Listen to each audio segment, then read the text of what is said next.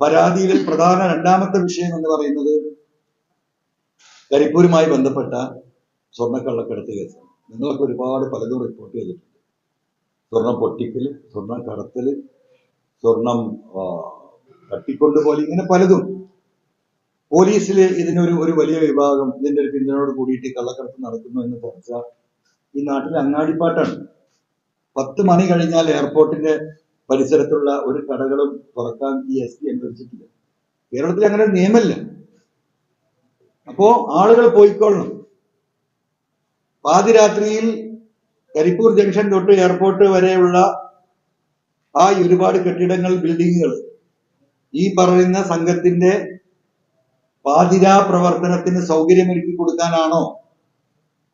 മലപ്പുറം ജില്ലയിൽ ആളും മനുഷ്യനുമില്ലാത്ത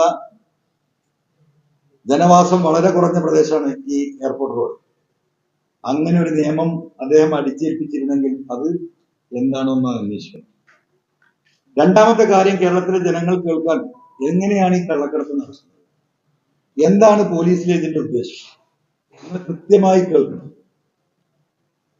വിദേശത്ത് നിന്ന് കൊണ്ടുവരുന്ന സ്വർണ്ണക്കള്ളക്കടത്ത് ആര് പിടിച്ചാലും ആ പിടിക്കുന്നവന് അല്ലെങ്കിൽ അത് ഒറ്റിക്കൊടുക്കുന്നവന് സെൻട്രൽ ഗവൺമെന്റിന്റെ 15% റിവാർഡ് ഉണ്ട്.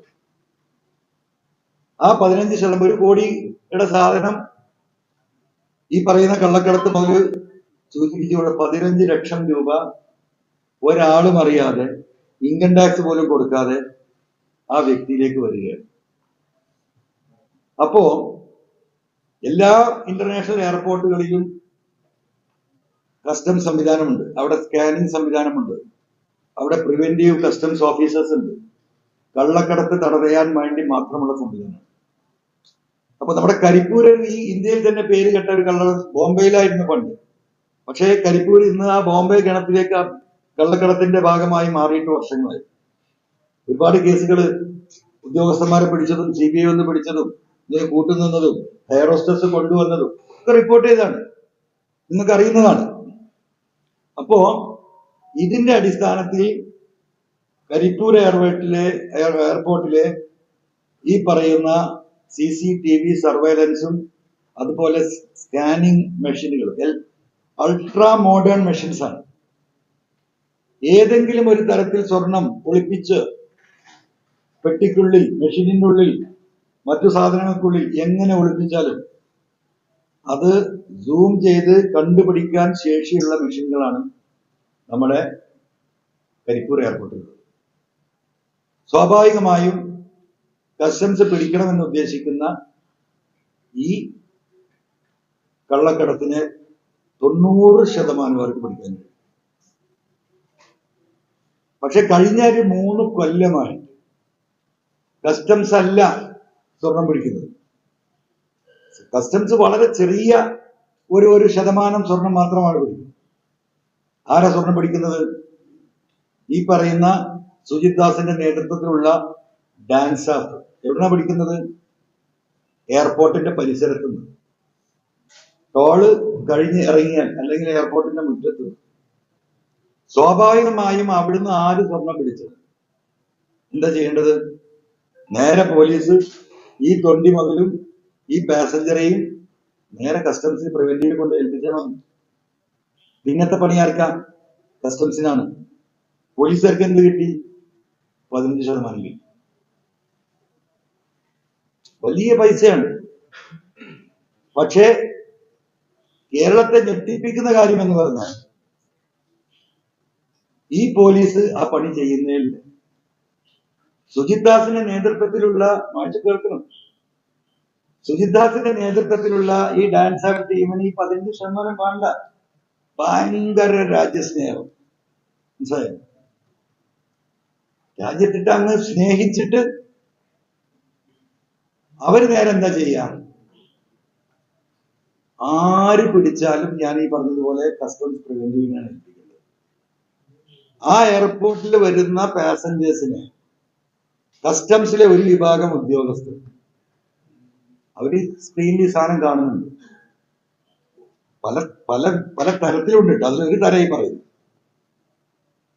അത് കണ്ടാൽ എന്ത് ചെയ്യും? സ്വാഭാവികമായിട്ട് കടത്തി വിടുകയാണ്. പാസഞ്ചറിന്റെ കേൾക്കും ഉള്ള പടച്ചോനെ കഴിച്ചിലായി. അപ്പൊ തന്നെ ഇവന്റെ ബാക്കിൽ നിന്ന് ഫോട്ടോ എടുക്കുന്നു, അവന്റെ ഡീറ്റെയിൽസ് വാട്സാപ്പ് ചെയ്യുന്നു. ഇതൊക്കെ ഇപ്പം അന്വേഷിച്ചാൽ കണ്ടെത്താൻ പോകുന്ന കാര്യങ്ങളാണ്. പുറത്ത് നിൽക്കുന്ന പോലീസിന്റെ ഡാൻസ് ആക്ട് ടീം അടക്കമുള്ള പോലീസുകാർ ചാടി വീഴുന്നു, പിടിക്കുന്നു, നേരെ അങ്ങോട്ട് കൊണ്ടുവന്ന് നേരെ എയർപോർട്ടിലേക്ക് വരുന്നതിന് പകരം അവിടെ അത് ഡിപ്പോസിറ്റ് ചെയ്ത് അതിന്റെ 15% റെസീറ്റും വാങ്ങി കീശയിലിട്ട് പോകേണ്ട പോലീസുകാർ ആ 15% വേണ്ടെന്ന് വെച്ചിട്ട് പുറത്തേക്ക് പോകുന്നു, ഓരോ സെന്ററിൽ പോകുന്നു, ഇവരെ പിടിക്കുന്നു. എങ്ങനെയാ പിടിക്കുന്നത്?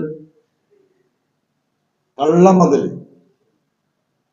102 CRPC എന്ന് പറയുന്നത് 102 CRPC എന്ന് പറയുന്നത് കളവ് മുതലിന്റെ തൊണ്ടി റിക്കവർ ചെയ്യുന്നതാണ് 102 CRPC. ആ 102 CRPC കളവ് മുതൽ. എങ്ങനെയാണ് കളവ് മുതൽ ഉണ്ടാവുക? കളവ് മുതൽ ഉണ്ടാവണമെങ്കിൽ ആരുടെയും സാധനം കട്ടെടുക്കണം, അതിനൊരു പരാതിക്കാരൻ വേണം. ഇവിടെ ഒരു പരാതിയില്ല.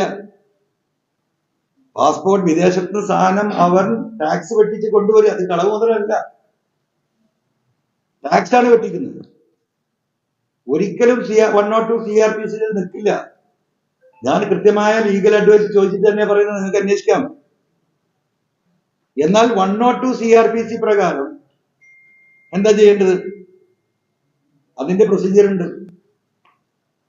ആ പ്രൊസീജിയറിന്റെ ഡീറ്റെയിൽസ് ഒക്കെ ഉടനെ ഞാൻ വായിക്കുന്നില്ല, നിങ്ങൾക്കൊന്ന് ജസ്റ്റ് ഇന്റർനെറ്റിൽ 102 CRPC നോക്കിയാൽ മതി.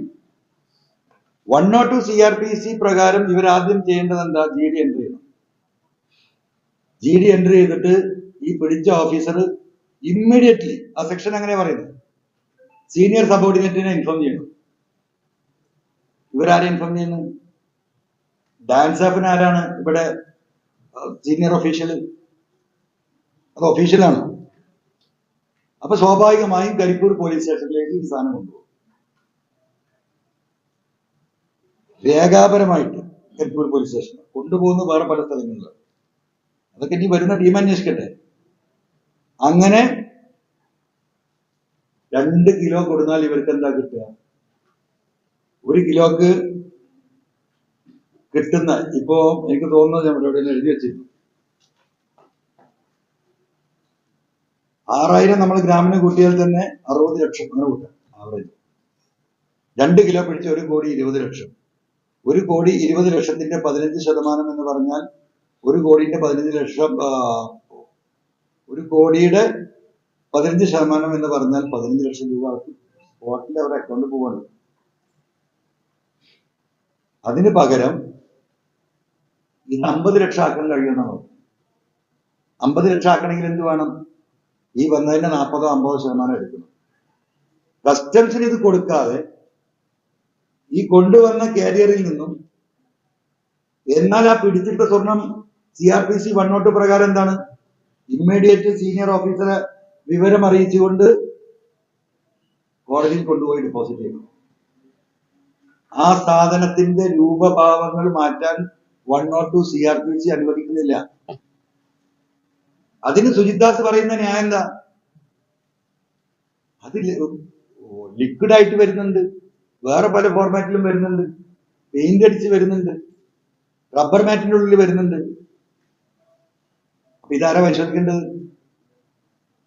ആ കിട്ടിയ റിക്കവറി ചെയ്ത സാധനം കോടതിയിൽ കൊടുത്തിട്ട് ഇത് സ്വർണത്തിന്റെ ലിക്വിഡാണ് എന്ന് ഞങ്ങൾ സംശയിക്കുന്നു, സ്വർണമാണെന്ന ബോധ്യത്തിലാണ് ഇവിടെ ഏൽപ്പിച്ചിട്ടുള്ളത് കോടതിയാ പരിശോധനയ്ക്ക് അയക്കേണ്ടത്.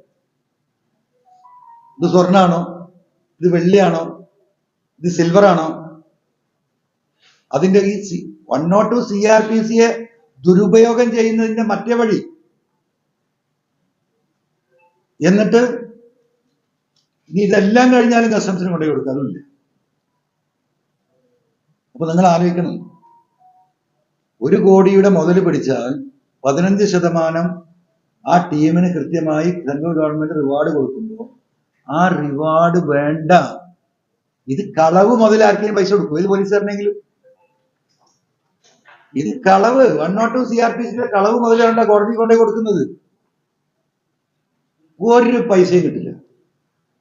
അപ്പൊ ഈ സാധനം നേരെ കൊണ്ടോട്ടി 2-3 സർക്കാർമാരുണ്ട്, ഒഫീഷ്യൽ തട്ടന്മാരുണ്ട്, അൺഒഫീഷ്യൽ തട്ടന്മാരുണ്ട്. പക്ഷെ അത് കേൾക്കണം. അവിടെ കൊണ്ടുപോയി ഇത് ഉരുക്കി ചെത്തി മിനുക്കി ഇവർക്ക് ആവശ്യമുള്ളത് എടുത്തു മാറ്റി ഇവിടെ വന്നിട്ട് വിജയം കോടതിയിൽ ഒരു കളവ് കേസിൽ പിടിച്ച സ്വർണ്ണമായിട്ട് എയർപോർട്ടിന്റെ പരിസരം ലോകത്ത് എവിടെയും പറഞ്ഞു കേൾക്കുന്നു. ലോകത്ത് 3 കൊല്ലം 2 കൊല്ലം 10 മാസം ഇവിടെ ഇരുന്നു കൊണ്ട് അദ്ദേഹം പണി നടത്തി. അദ്ദേഹത്തിന്റെ പണിക്ക് കൂട്ടുനിന്ന പല ഓഫീസർമാരെയും വീണ്ടും തിരിച്ച് ഇവിടെ കൊണ്ടുവന്ന് പത്തനംതിട്ടയിലും SIT-യിൽ NIA-യിൽ വർക്ക് ചെയ്യുമ്പോൾ അവിടെ ഇരുന്നുകൊണ്ട് ഇത് നിയന്ത്രിക്കുക. ആ പഴയ ആളുകൾ വീണ്ടും തിരിച്ചു കൊണ്ടുപോയിലെത്തിയെത്തിയിരുന്നു. ഇനി ഇതിനൊരു അടിസ്ഥാനമാണല്ലോ, ഇതൊരു ലോജിക്കാണ്. ഏത് ബുദ്ധിയില്ലാത്തതിനും ആലോചിക്കാൻ അറിയാം. 1 കോടി രൂപയുടെ സ്വർണം ഞാൻ ചൂണ്ടിക്കാണിച്ചു കൊടുത്താലും, മഹേഷ് പിടിച്ചാലും, അഷ്കർ പിടിച്ചാലും, പ്രശാന്ത് പിടിച്ചാലും നമുക്ക് ഭയങ്കര സ്വപ്നം. അത് കേരളത്തിലെ സുജിത്ദാസിന് വേണ്ട. രാജ്യസ്നേഹം മൂത്തിരിക്കുകയാണ്. കാരണം രാജ്യം ഭയങ്കര പ്രതിസന്ധിയിലല്ലേ, സാമ്പത്തിക പ്രതിസന്ധിയിൽ. അതായിരിക്കും അവർ പക്ഷെ കാരണം. പക്ഷെ അപ്പുറത്തുനിന്ന് ഈ 15 ലക്ഷത്തെ 40 ലക്ഷവും 50 ലക്ഷവും അടിച്ചു മാറ്റുന്നു. ഒരൊറ്റ കേസിന്റെ ഡീറ്റെയിൽസ്. കാരണം നമുക്ക് പ്രശാന്ത് കേൾക്കണം. പ്രശ്നല്ലേ? അല്ലല്ലല്ലല്ലല്ല, അങ്ങനെ അങ്ങോട്ട് പോയാ പറ്റുമോ? എന്താ പഠിച്ചത്?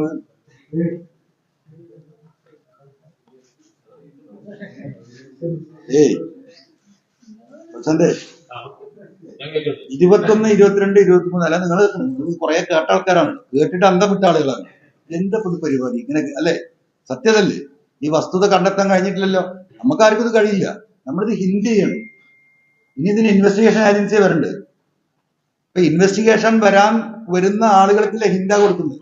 നമ്മളിതിന്റെ പിന്നാലെ ഉണ്ട്. പക്ഷേ ഒരുപാട് ആളുകൾ ഇതിൽ വർക്ക് ചെയ്യുന്നുണ്ട്. ഇത് കണ്ടെത്താൻ.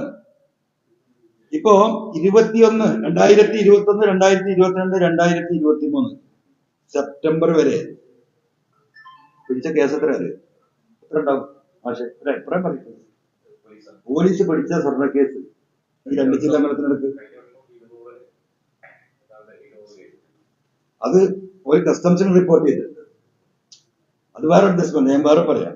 കസ്റ്റംസിന് റിപ്പോർട്ട് ചെയ്യാത്ത കേസുകൾ 156. ചെറിയ കണക്ക് നമ്മൾ കൂട്ടി വെക്കാം. 3 കിലോ ആവറേജ് കൂട്ടും. 10 കിലോ, 5 കിലോ, 25 കിലോ, 10, 8 ഒക്കെ ഉണ്ട്. മിനിമം വേറെ മിനിമത്തിൽ നമ്മൾ നിന്ന് കണക്കൂട്ടിയാൽ 156 കേസ് അവർ ബുക്ക് ചെയ്യുമ്പോൾ 3 കിലോ വെച്ച് നമ്മൾ കൂട്ടിയാൽ 468 കിലോ. വളരെ കുറച്ചാണ് ഞാൻ പറയുന്നുണ്ടോ. 468 കിലോ. 468 കിലോ എന്ന് പറഞ്ഞാൽ 468 × 1000, അതാണ് ഗ്രാം. 1 ഗ്രാമിന് ഇന്നത്തെ സ്വർണത്തിന്റെ ആവറേജ് പ്രൈസ് 6250. ഈ 6250 രൂപ ഇട്ടിട്ട് 4,68,000 ഗ്രാം, അതാണ് ഈ 468 കിലോ എന്ന് പറയുന്നത്. 6250 ഗ്രാമിനിട്ട് നമ്മൾ കൂട്ടിയാൽ നമുക്ക് കിട്ടുന്ന പ്രൈസ് എത്രയായി? 292 കോടി. അത് അവർക്ക് ഇതിന്റെ ഒരു 40%, മറ്റ് 15% ആണെങ്കിൽ അവർക്ക് ഒരു 45 ലക്ഷം കിട്ടും, 45 കോടി കിട്ടും. അത് പിടിച്ച് കൊടുത്തിരിക്കുകയാണെങ്കിൽ. മനസ്സിലായോ? 15% കൂട്ടുകയാണെങ്കിൽ 300 കോടി, 292 കോടി ഉണ്ട്. അതിന്റെ ഒരു ആവറേജ് നമ്മൾ എടുത്താൽ അവർക്ക് 15 × 3 കോടിയിൽ നിന്ന് 300 കോടിന്റെ 15% 45 കോടി. ഇപ്പൊ ഈ അടിച്ചു മാറ്റിയ സ്വർണത്തിന്റെ 40% ഇപ്പൊ നമ്മൾ ഈ കൂട്ടി ആവറേജ് കണക്കിൽ 290 ഏകദേശം 118 കോടി രൂപയാണ്. ഈ 2.5 കൊല്ലം 2.25 കൊല്ലത്തിനുള്ളിൽ അടിച്ചു മാറ്റിയിട്ടുണ്ട്. അതെങ്ങനെയാണെന്നായിരിക്കും ചോദ്യം. ഇപ്പൊ ഇത് ഒറ്റ കേസ് നിങ്ങളുടെ എന്താ പറയാ, ഈ എന്താണ് അന്വേഷണാത്മക പത്രപ്രവർത്തനം നിങ്ങൾക്ക് ശ്രദ്ധിക്കാൻ വേണ്ടിയിട്ടാണ്. ഈ കേസ് പോലീസ് FIR നമ്പർ 558/22. ഒന്ന് നോട്ട് ചെയ്തേക്കും. ഞാൻ ഇന്റർനെറ്റ് സാധനങ്ങൾ കിട്ടും. 558/22 2022 കരിപ്പൂർ പോലീസ് സ്റ്റേഷൻ, മലപ്പുറം ജില്ല. അത് അടിച്ചാൽ ഇന്റർനെറ്റ് ആ കേസിന്റെ ഡീറ്റെയിൽസ് ഉണ്ടാവുമെന്നാണ് ഞാൻ പ്രതീക്ഷിക്കുന്നത്. അൽസലാമ ഐ ഹോസ്പിറ്റൽ 21 ലക്ഷത്തോളം സന്തുഷ്ടരായ ഉപഭോക്താക്കളും 2 ലക്ഷത്തോളം തിമിര ശസ്ത്രക്രിയകളും പൂർത്തിയാക്കിയ മലബാറിലെ ഏക കണ്ണാശുപത്രി. ലോകോത്തര നിലവാരമുള്ള ചികിത്സാ സംവിധാനങ്ങൾ, എല്ലാ നേത്രരോഗ ചികിത്സാ സൗകര്യങ്ങളും വിദഗ്ധരായ ഡോക്ടർമാരുടെ മേൽനോട്ടത്തിൽ. Al Salama eye hospital, hospital road, Perinthalmanna.